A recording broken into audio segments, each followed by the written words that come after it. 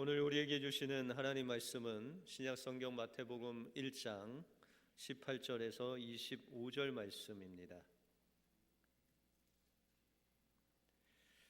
마태복음 1장 18절에서 25절 말씀을 우리 한 절씩 교독하시겠습니다. 예수 그리스도의 나심은 이러하니라. 그 모침 마리아가 요셉과 정혼하고 동거하기 전에 성령으로 잉태된 것이 나타났더니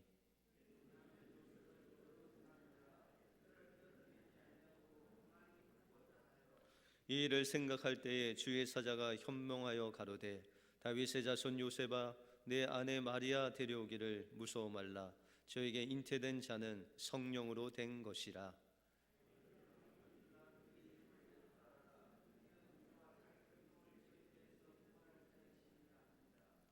이 모든 일에 된 것은 주께서 선지자로 하신 말씀을 이루려 하심이니 가라사대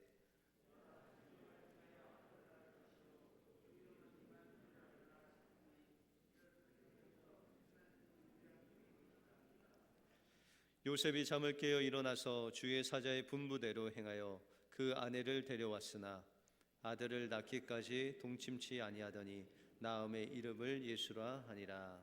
아멘. 주님의 오심을 준비하시는 여러분들의 삶이 되시길 바랍니다. 오늘 신문 신앙 칼럼에 이런 글이 실렸습니다. 한 여성이 있었는데 얼굴도 아주 이쁘고 몸매도 좋은 아주 어여쁜 여성이 있었습니다.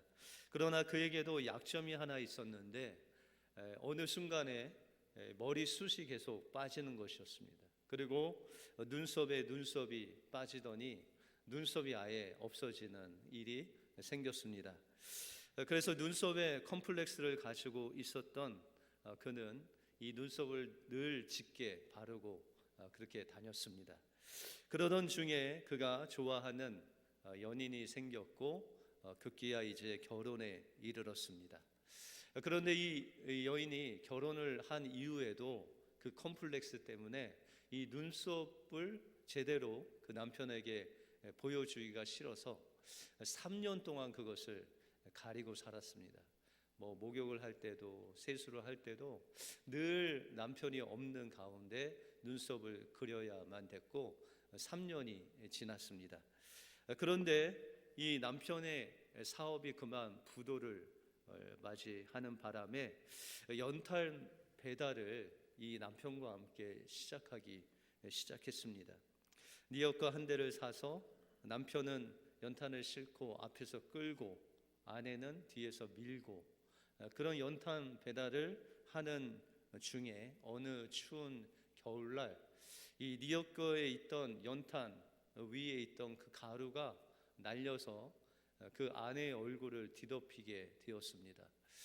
이 아내가 그 연탄 가루를 닦아야 되는데 혹시나도 이 눈썹이 지워질까 봐 못 닦고 있는 그 와중에 남편이 다가와서 그 연탄 가루를 수건으로 닦아주기 시작했습니다.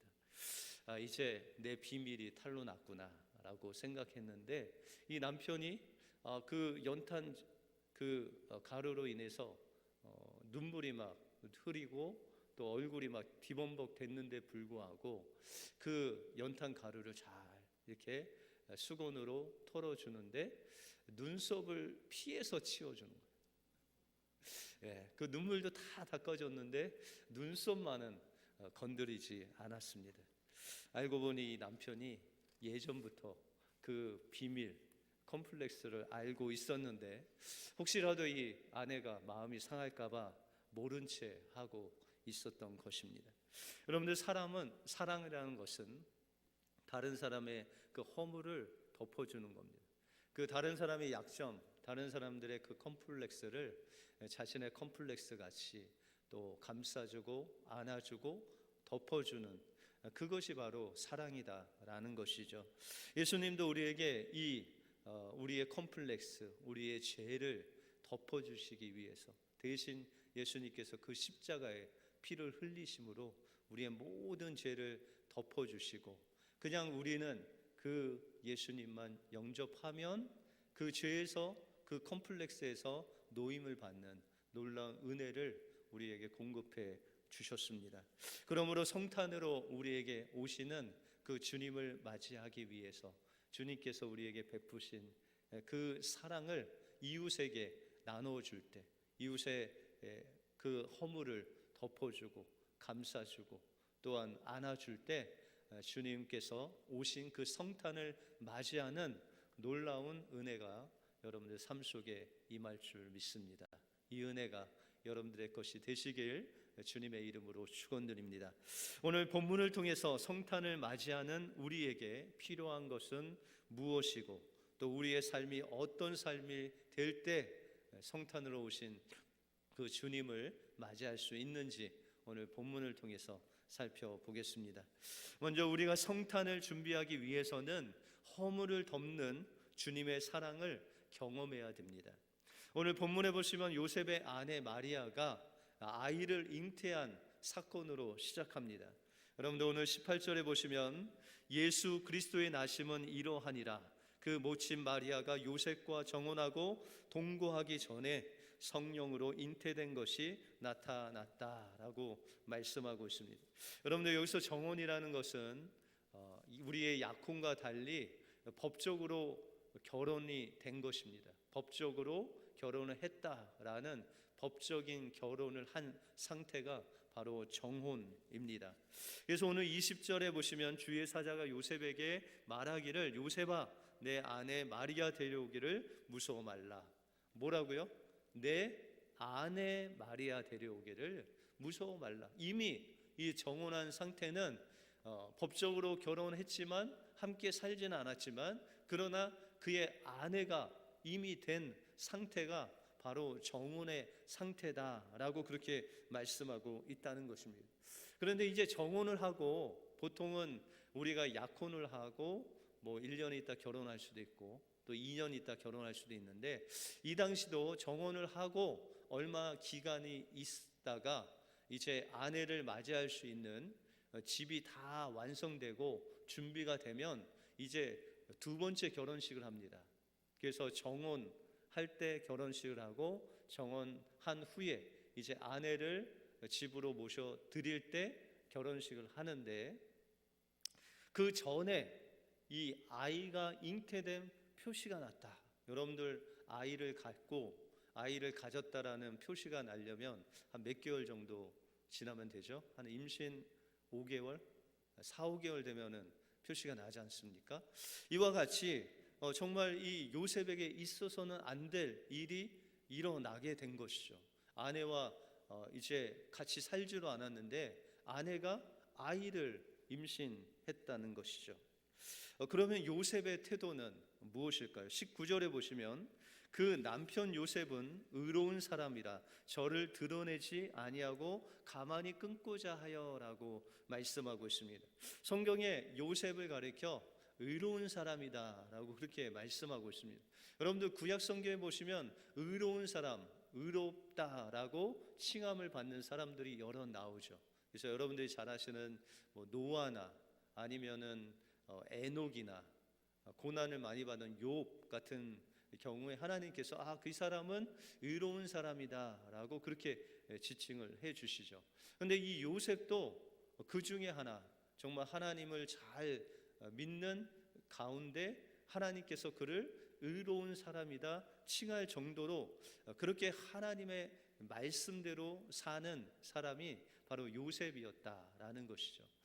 특별히 이 의롭다, 저 사람은 좀 의로운 사람이다 라고 했을 때 이 의롭다라는 기준은 바로 하나님께서 정해 놓으신 법, 하나님께서 정해 놓으신 그 방법대로 그 기준에 맞게 살아가는 사람을 가리켜서 저 사람은 의로운 사람이다 라고 그렇게 이야기를 합니다. 그래서 우리가 요한복음 3장에 보시면은 예수님께서 세례 요한에게 회개의 세례를 받으러 오시죠. 여러분들 세례라는 것은 죄 있는 우리가 그 죄를 고백하고 자백하고 그 물속에 우리의 옛사람을 잠금으로 인해서 죄와 함께 우리가 죽고 주님과 함께 살았다라는 것을 사람들에게 선포하는 것이 세례입니다. 이 당시에도 주님의 길을 예비하기 위해서 세례 요한이 이 회개의 세례를 베푸는 가운데 예수님이 이 세례 요한에게 나오시는 것입니다. 예수님은 죄 있는 이 육신의 모양으로 이 땅에 오셨지만 예수님은 죄가 없으신 분이셨습니다. 그럼에도 불구하고 예수님이 어찌된 일인지 세례 요한에게 나와서 그 세례를 받으려고 했다는 것이죠. 그때 세례 요한은 예수님께 말씀하시기를, 아니 예수님, 제가 예수님께 세례를 받아야 되는데 어떻게 해서 예수님 저에게 오십니까? 라고 이렇게 질문을 합니다. 그랬더니 예수님께서 아주 의미심장한 이야기를 하시죠. 이제 허락하라. 우리가 이와 같이 하여 모든 의를 이루는 것이 합당하다라고 그렇게 말씀하고 있다는 것이죠. 이 세례라는 것, 세례 요한이 사람들에게 회개의 세례를 준 그 모든 행위는 하나님께서 그 시대에 정해 놓으신 기준이었다는 거예요. 그것을 예수님께서는 우리의 모든 죄짐을 짊어지시고 하나님께서 세우신 그 세례를 받으시기 위해서 오셨다는 것이죠. 다시 말해서 예수님은 하나님이 세우신 그 말씀, 그것을 이루시는 의로우신 분이셨다라고 말씀하고 있다는 것입니다. 이와 같이 요셉도 어떠한 상황 속에서도 하나님의 말씀인 율법대로 살려고 몸부림쳤던 그런 요셉의 모습을 우리가 다시금 이 말씀을 통해서 드러낼 수 있게 된다라는 것이죠. 그래서 우리가 그러면 이 요셉이 의로운 사람이기 때문에 만약에 자신의 아내의 그 간음한 것, 다른 사람을 통해서 잉태된 사실이 드러난다면 의로운 사람들은 어떻게 해야 될까요? 율법대로 행해야 되죠. 율법에는 그 간음한 여인은 돌로 쳐 죽여라 라고 그렇게 돼 있습니다. 그런데 이 요셉은 그 의로운 사람임에도 불구하고 이 사실을 드러내지 않고 그 율법대로 행하지 않고 오히려 정혼을 가만히 끊고자 했다라고 그렇게 말씀하고 있습니다. 여러분들, 요셉은 율법으로만 사는 사람이 아니라 그 율법 안에 이 예수 그리스도를 통해서 오시는 그 하나님 나라의 아주 중요한 그 요소를 그 마음속에 가지고 있었는데, 그것이 그 마음속에 사랑과 용서와 허물을 덮어주는 그 사랑의 마음을 이 요셉이 가지고 있었다. 그래서 그가 그 아내를 율법대로 처리하지 않고 오히려 그 주님의 사랑으로 덮고 또한 그 정혼을 끊고자 했다라고 그렇게 말씀하고 있습니다. 여러분들, 요한복음 8장에 보시면 간음한 여인이 나옵니다. 이 사람들이 예수님을 시험하기 위해서 그 현장에서, 간음한 현장에서 잡아온 그 여인을 예수님 앞에 무릎을 꿇고 또 이것을 어떻게 해야 되냐 묻습니다. 근데 예수님께서 그 여인을 보시고 사람들에게 말씀을 하시는데 먼저 땅에 어떤 글씨를 쓰신 다음에 죄가 없는 사람이 먼저 돌로 이 여인을 치라라고 그렇게 이야기를 합니다. 그때 어른부터 이 젊은 사람에 이르기까지 하나 둘씩 예수님을 떠나고 이제 예수님과 그 간음한 여인이 남습니다. 여러분들, 이 간음한 여인이 진짜 간음한 여인이었을까요? 아니면 예수님이 시험하려고 그냥 데리고 온 여인이었을까요? 성경에 보시면은 예수님께서 그 여인에게 말씀하시기를 나도 너를 정죄하지 않는다. 다시 말해서 이 간음한 여인에게 나도 너희를 정죄하지 않겠다 하시면서 말씀하시기는 가서 다시는 죄를 짓지 말라라고 말씀하십니다. 그러므로 이 간음한 여인은 실제로 간음하다가 걸린 여인이었죠. 그런데 예수님께서 어떻게 대하십니까? 그를 정죄하거나 돌로 치거나 율법으로 대하지 아니하시고 그 율법 속에 있는 그 사랑을 가지고 그의 죄를 덮으시고 정죄하지 아니하시고 감싸주시고 다시금 세워주시는 놀라운 하나님의 은혜를 베풀시죠. 그러나 예수님도 그녀에게 다시는 죄를 범치 말 것을 당부를 하십니다. 다시 말해서 율법을 범하신 것이 아니라 율법을 뛰어넘는, 율법은 지키되 죄는 범치 말되, 그러나 그를 정죄하지 아니하시고 그 허물을 덮어주시는 주님의 사랑을 통해서 그 영혼을 살리시는 예수님의 놀라운 구원의 역사가 그 자리에, 그 장소에, 그 가늠한 여인에게 그 은혜가 부어지는 놀라운 은혜의 장소였다라는 것이죠.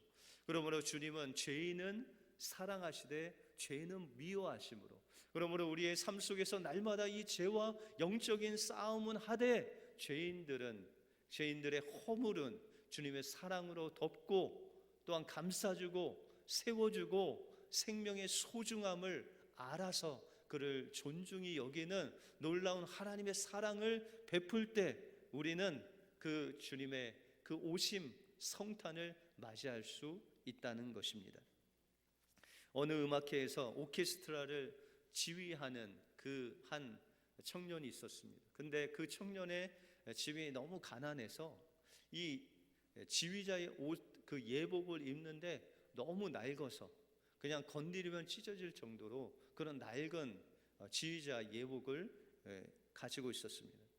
그래서 이제 오케스트라를 지휘하려고 하는데 새 예복이 없으니 그냥 예전에 입던 것을 입고 가서 오케스트라를 지휘하고 있는데 그만 이 예복이 지휘하는 그 도중에 찢어지고 말았습니다. 그 옷을 입고는 도저히 지휘를 할 수 없어서 그 겉옷, 지휘자의 옷을 벗고 그 속에 와이셔츠를 입은 채 그냥 지휘를 하게 되었습니다. 그 형식을 아주 중요시, 또 예의 바른 것을 중요시 여기는 그 사람들이 낄낄거리면서 조롱하고 웃었습니다. 아니, 지휘자가 예복도 안 입고 저 와이셔츠만 입고 어떻게 지휘를 하냐 하면서 웃고 또 조롱하고 낄낄댔습니다. 그런데 맨 앞에 앉아있던 나이든 신사가 일어나서 자신의 겉옷을 벗고 그 와이셔츠 바람으로 그 오케스트라를 지휘하는 것을 보게 되었습니다. 그리고 그 전체가 웃던 그 소리가 하나하나 줄더니 한 사람 한 사람이 자신의 그 겉옷을 벗고 와이셔츠의 모습으로 서서 그 지휘하는 오케스트라의 연주를 듣게 되었습니다. 급기야 모든 사람이 겉옷을 벗고 지휘자와 같이 그 와이셔츠 바람으로 그 오케스트라의 연주를 끝까지 들었을 때 그 마지막 그 연주에는 어떤 연주회보다 더 감격적이고 성공적으로 마칠 수 있었습니다. 이 얼마나 아름다운 이야기입니까? 어떤 사람의 그 부족함, 컴플렉스, 약점, 허물이 있을 때 우리가 그것을 비난하거나 정죄하기보다는 그 죄악을 함께 끌어안고 내가 죄가 있는 양, 내가 허물이 있는 양, 그 모든 것을 함께 뒤집어 쓰고 그 길을 함께 그 모양으로 갈 때 하나님께서는 그곳에 임재하셔서 성탄으로 오신 그 주님을 맞이하는 놀라운 역사가 우리의 삶 속에 일어나게 될 것입니다.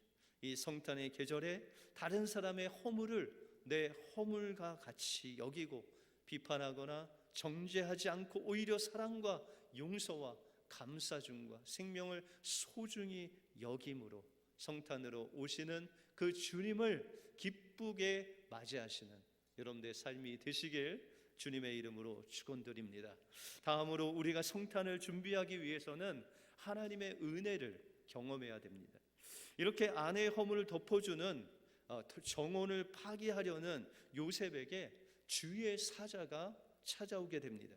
여러분들 20절에 보시면 이 일을 생각할 때에 주의 사자가 현몽하여 가로되 다윗의 자손 요셉아 내 아내 마리아 데려오기를 무서워 말라 저에게 잉태된 자는 성령으로 된 것이다 라고 말씀하고 있습니다. 여러분들 지금 이 요셉의 마음이 어떨까요? 이 주의 사자는 요셉의 마음이 무서움에 사로잡혔다라고 그렇게 말씀하고 있습니다. 여러분, 이 아내의 죄가 드러나는 그 순간에 아내는 돌로 맞아 죽을 수 있습니다. 또한 그 간음죄를 숨기는 그 순간에 요셉도 자기도 돌에 맞아 죽을 수도 있습니다. 또한 그 마음속에 인간적인 마음으로는 아니 내가 그토록 사랑하는 아내 마리아가 어떻게 아이를 잉태할 수 있을까? 그런 두렵고 무섭고 배신간의 그 마음으로 그냥 똘똘 뭉쳐 있는 그에게 주의 사자가 말하기를 내 아내 마리아 데려오기를 무서워 말라.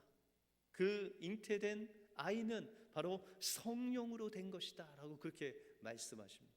여러분들 이런 말씀을 들었을 때 여러분들은 어땠을까요? 완전히 불가능한 인간의 이성으로는 도저히 알 수 없는 그 영역을 말했을 때 요셉은 어떤 생각을 했을까라는 생각이 듭니다. 여러분들 도저히 인간의 그 이성으로 이해할 수 없는 그 일이 나타났음에도 불구하고 성령께서는 그 잉태가 바로 성령을 통해서 일어났다라고 말씀하십니다. 그런데 여기서 멈추지 않고 성령님께서 구약의 말씀을 인용하여 말씀하고 있습니다. 여러분들 23절에 보시면 보라 처녀가 잉태하여 아들을 낳을 것이요 그 이름을 임마누엘이라 하리라 하셨으니 이는 번역한즉 하나님이 우리와 함께 계시다라고 말씀하고 있습니다. 이 구약의 말씀 어떻게 보면 그 요셉이 그토록 그의 삶 속에서 그의 삶의 기준인 이 말씀대로 살아나갔던 이 요셉에게 있어서는 이 주의 천사가 말씀하신 이 말씀이 어떻게 보면 정말 기쁨으로 다가왔을 것입니다. 왜냐하면 그 말씀이 구약에 기록된 말씀으로 이미 기록되어 있었기 때문에 이 일은 나의 삶 속에서 이루어지는구나 라고 하나님의 말씀을 받아들이기만 하면 됐기 때문입니다. 그런데 여러분들 이 구약의 이사야서 7장에 나오는 이 말씀 처녀가 잉태하여 아들을 낳을 것이다 라고 했을 때 이 처녀라는 단어가 그 당시에는 그런 남자를 알지 못하는 여인이 아니라 그냥 젊은 여인이라는 단어를 썼습니다. 그러면 그냥 처녀가 아니라 보라 젊은 여인이 잉태하여 아들을 낳을 것이요. 여러분들 젊은 여인이 아이를 낳는 거는 일반적으로 그러시잖아요. 그죠? 여러분들도 젊었을 때 아이 낳으셨잖아요. 그러니까는 젊은 여자가 아들을 낳을 것이요. 그냥 평범한 말씀으로 말씀하셨다라는 것이죠. 그런데 그 젊은 여성을 통해서 나오는 그 아들이 바로 임마누엘 하나님 메시아로 오시는 분이시다 라고 그렇게 기록되어 있었다는 것이죠. 그 메시아가 처녀를 통해서 나오는지 아니면 젊은 여성을 통해서 나오는지 그것을 분별하지 못했다는 것이죠. 그런데 이제 이 말씀을 통해서 오늘 말씀하시는 그 말씀에는 정확하게 처녀라는 의미가 맞습니다. 사내를 알지 못하는 경험하지 못한 여인 그 처녀를 말씀하고 있다는 것입니다. 그러면 이사야서 7장에서 왜 하나님은 그렇게 분명하게 말씀하시지 그냥 이렇게 젊은 여자를 통해서라고 말씀하셨을까요? 여러분들 이사야서 7장에 보시면은 그 배경이 이제 이스라엘이 북왕국 이스라엘과 남왕국 유다로 나눠져 있었습니다. 그런데 이 북왕국이 유다를 늘 공격하고 대적하는 그런 적대 관계가 되었습니다. 그래서 이스라엘이 유다를 점령하기 위해서 아람이라는 나라와 동맹을 하고 이 유다를 공격했습니다. 그래서 유다가 막 예루살렘이 그러니까 애워싸움을 당하고 어려움을 당했지만 아직 지지는 않았을 때입니다. 하나님의 은혜로. 그런데 하나님께서 이사야 선지자를 통해서 이 유다 왕인 아하스에게 말씀하시기를 내가 무엇이든지 구하면 내가 너에게 이루어 주겠다. 네가 높은 것을 구해도 내가 응답하겠고 낮은 것을 말해도 응답하겠다. 이런 놀라운 하나님의 긍휼의 말씀을 말씀하십니다. 그런데 어찌된 일인지 이 아하스 왕이 이사야의 선지자의 이 하나님의 말씀을 듣고 대답하기를, 그가 말을 회피하기를, 내가 구하지 않겠다, 내가 하나님을 시험하지 않겠다, 그렇게 이야기를 합니다. 여러분들, 이 대답은 어떤 대답 같습니까? 그냥 표면적으로 보면 제가 하나님 앞에서 무엇을 구하면 하나님께서 주실 텐데 어떻게 이것을 달라 저것을 달라 라고 그렇게 하나님을 시험하겠습니까? 이렇게 우리가 이해를 할 수 있습니다. 그런데 그런 뜻이 아니에요. 여기서 이 아하스는 내가 하나님께 구하지 않고 하나님을 시험하지 않고 그냥 내가 알아서 하겠다라고 그렇게 이야기를 하는 거예요. 여러분들 자녀들이 만약에 이제 성장해서 결혼을 해서 이제 독립을 했는데 그 독립해서 사는 그 모습을 보니까 너무 어려워서 그 아버지가 그 아들에게 에이 아들아, 내가 뭐 좀 도와줄 일 없냐? 라고 했는데, 아버지, 제가 죽이 되든 밥이 되든 살아볼게요. 그렇게 하면은 그 대답은 뭐예요? 그냥 아버지 도와달라는 거예요? 도와주지 않아도 된다는 거예요. 아버지 도와주지 않고 내가 어떻게든지 한번 살아보겠습니다, 그냥 내버려 두세요, 이거 아니에요. 그죠? 아하스의 대답이 그랬다는 거예요. 하나님은 그냥 그렇게 계시고요, 제가 또 마련한 해결책이 있어요. 그것이 무엇이었냐면 그 북방에 있는 아수르라는 나라를 이 아하스가 의지를 했어요. 그래서 하나님 필요 없습니다, 저는 저 아수르 나라를 내가 동맹만 하면 이거 이길 수 있다라고 그렇게 말하는 것입니다. 그런 이 아하스, 하나님의 그 말씀을 의지하지 않고 하나님께서 주시겠다 해도 구하지 않는 그 아하스에게 오늘 이 말씀을 하고 있는 것입니다. 이사야서 7장 14절에 보시면, 그러므로 주께서 친히 징조로 너희에게 주실 것이다. 보라, 처녀가 잉태하여 아들을 낳을 것이요 그 이름을 임마누엘이라.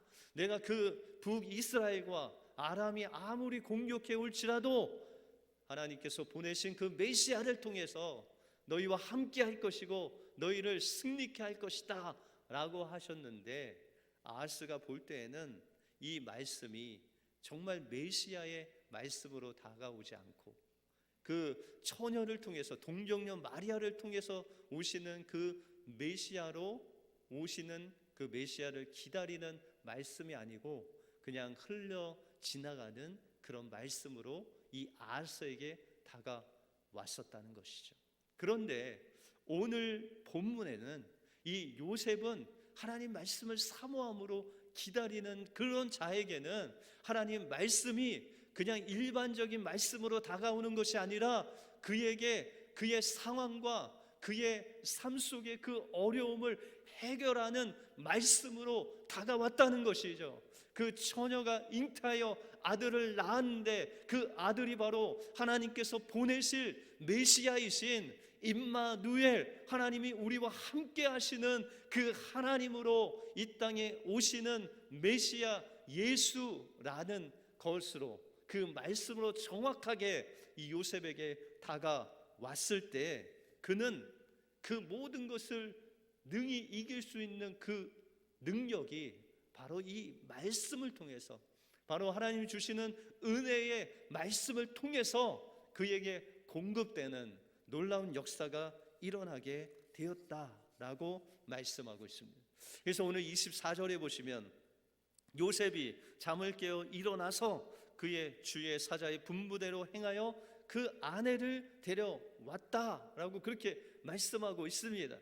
요셉이 그 아내 데려오기를 무서워했지만 하나님께서 주신 그 말씀이 자신의 말씀으로, 바로 지금 자신이 겪고 있는 그 엄청난 사건의 그 해결책의 말씀으로 그에게 다가왔을 때, 은혜로 다가왔을 때 그는 그 은혜로 말미암아 담대하게 아내를 데리고 오고 그가 아기를 낳기까지 동침하지 않는 하나님 말씀에 순종하는 그 요셉의 모습을 우리가 볼 수 있다는 것입니다. 그래서 마태복음 2장에는 2장 12절에 보시면 그 아기 예수를 낳은 다음에 헤롯의 추격을 받았을 때 성령께서 꿈에 나타나셔서 애굽으로 가라라고 했을 때 이 요셉은 담대하게 하나님의 지시하심을 통해서 애굽으로 갔고, 또 애굽에서 꿈을 통해서 성령께서 지시하셔서 이스라엘로 가라고 했을 때 그의 고향인 나사렛으로 이동하는 놀라운 순종의 모습을 이 요셉을 통해서 우리가 볼 수 있다는 것입니다. 그러므로 요셉은 하나님의 그 말씀을 사모하여 그 마음이 그 말씀에 열려질 때 하나님께서는 그에게 은혜를 주셔서 임마누엘, 우리와 함께 하시는 하나님이 그와 함께 하셨고, 그 하나님이 이끄시는 대로 순종하며 나갈 때 담대하게 하나님 말씀을 이루는 성탄을 맞이하는 귀한 하나님의 일꾼이 되었다라고 말씀하고 있습니다. 그러므로 성탄은 우리 모든 사람에게 주님이 초청하시는 은혜의 사건입니다. 그러나 이 땅의 많은 사람들이 주님의 그 초청을 받아들이지 않습니다. 왜냐하면 하나님의 말씀 앞에 우리의 마음이 닫혀져 있기 때문입니다. 하나님은 모든 사람이 이 하나님의 구원의 초청에 반응하기를 원하시지만 그 하나님의 사랑을 받아들이지 않는 사람들에게는 이 말씀이 구원의 말씀으로 다가오지 않기 때문에 주님의 성탄을 맞이할 수 없다는 것입니다. 그러므로 우리는 요셉과 같이 하나님의 말씀에 주님의 사랑과 용서와 그 생명을 소중히 여기는 마음으로 다른 사람의 그 허물을 덮어주고 감싸주고 그를 세우는 사람이 되어야 됩니다. 눈썹 없는 아내의 모습을 알면서도 그 컴플렉스를 감싸주던 남편과 같이 예수 그리스도의 십자가의 보혈로 용서받을 수 없는 우리의 죄악을 우리가 요청도 하지 않았는데 그 피와 물을 다 흘려 우리를 덮어주신 그 주님의 사랑과 같이 우리가 서로의 허물을 덮어주고 감싸주고 안아줄 때 주님의 성탄이 여러분들 심령 속에 임하는 놀라운 역사가 임하게 될 것입니다. 또한 우리는 요셉과 같이 날마다 하나님 말씀에 집중하고 그 말씀을 주님의 사랑으로 따라갈 때 그 말씀이 다른 사람이 아닌, 또한 내 삶에서 그냥 스쳐지는 말씀이 아닌 내게 다가오는, 나의 그 환경 속에 내게 말씀하실 뿐만 아니라 그 말씀하신 말씀을 이룰 수 있는 능력, 임마누엘 하시는 하나님께서 우리와 함께 하셔서 그 일을 이루시는 놀라운 말씀으로 우리의 심령 속에 다가오게 될 것입니다.